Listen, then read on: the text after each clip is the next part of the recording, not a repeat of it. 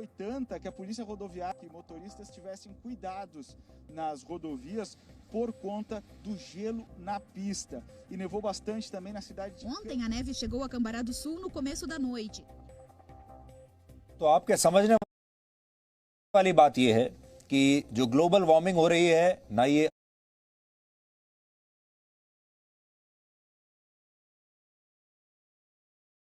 गरीब देशों को देख रही है। ये बिल्कुल धर्मनिरपेक्ष है। ये ना अमीरों के लिए है ना गरीबों के लिए, सबको बराबरी से मारती है, चाहे आप किसी भी धर्म के हैं, किसी भी देश के हैं। एक तो ये बात है।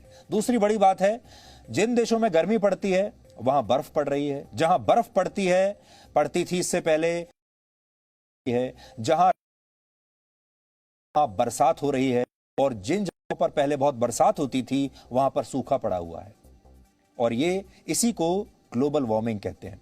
इस रिपोर्ट के मुताबिक ग्लोबल वार्मिंग की वजह से इस सदी के अंत तक समुद्रों के किनारे बसे भारत के 12 शहर 3 फीट पानी में डूब जाएंगे।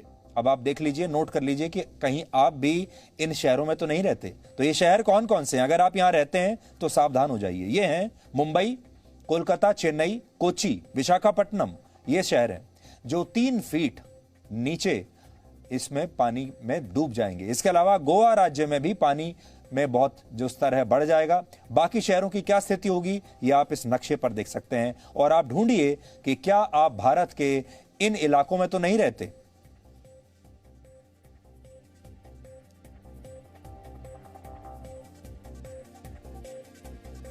बहुत सारे शहर तो ऐसे हैं जो इस सदी के अंत तक नहीं बल्कि वर्ष 2050 तक ही पानी में डूब चुके होंगे।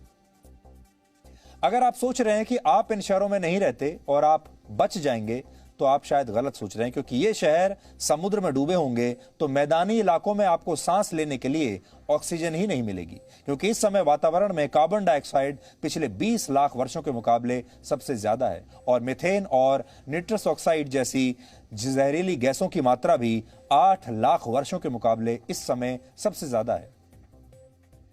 क्लाइमेट चेंज वो मुद्दा है जिसे लेकर लोगों और सरकारों के बीच जागरूकता पहले से ही बहुत कम है, और जहां जागरूकता है भी वहां लोग इसके बारे में बात ही नहीं करना चाहते। हमारे देश का मीडिया भी क्लाइमेट चेंज की खबरों को कभी गंभीरता से नहीं लेता। इसे हेडलाइंस में जगह नहीं मिलती और ये खबर बहुत पीछे छूट जाती है। मीडिया का पूरा ध्यान इस पर रहता है कि किस सेलिब्रिटी ने किसे तलाक दे दिया, किसने किस कंपनी से इस्तीफा दे दिया, किसने कितना पैसा कमाया।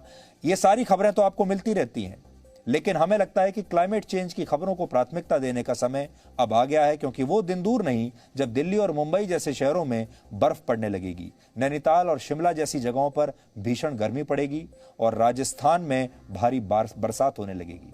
आज अपने घर में बैठे हुए आप इस जीवन की कल्पना भी नहीं कर सकते, लेकिन कुछ ही वर्षों के बाद ये सब कुछ आपके सामने होगा। इसलिए आज हम इस बहुत ही गंभीर मुद्दे पर आपको सावधान करने के लिए आए हैं, और इसीलिए आज हमने डीएनए सबसे पहले इसी खबर से शुरू किया है।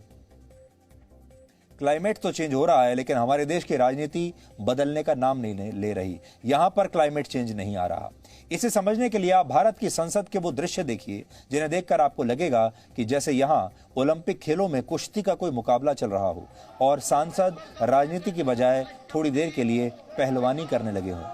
आज शाम राज्यसभा में सरकार जब इंश्योरेंस बिल लेकर आई तो विपक्ष के नेता हंगामा करने लगे, और उन्हें रोकने के लिए 40 से 50 मार्शल्स को बुलाना पड़ा। यानी जो सांसद ओबीसी बिल पर कल बिल्कुल शांत बने रहे, और जिन सांसदों ने बिना कोई हंगामा किए इस बिल को पास करवा दिया, वो आज संसद में दूसरा बिल आते ही फिर से हंगामा करने लगे। इसके बाद कई सांसदों ने कहा कि उन्होंने अपने पूरे जीवन में संसद में ऐसा माहौल नहीं देखा। शरद पवार ने एक बयान दिया और उन्होंने कहा कि अपने पूरे राजनीतिक करियर में, जीवन में उन्होंने ऐसा हाल संसद का कभी नहीं देखा जब मार्शल्स के जरिए सांसदों को कंट्रोल किया जा रहा हो। ऐसा शरद पवार का आरोप है।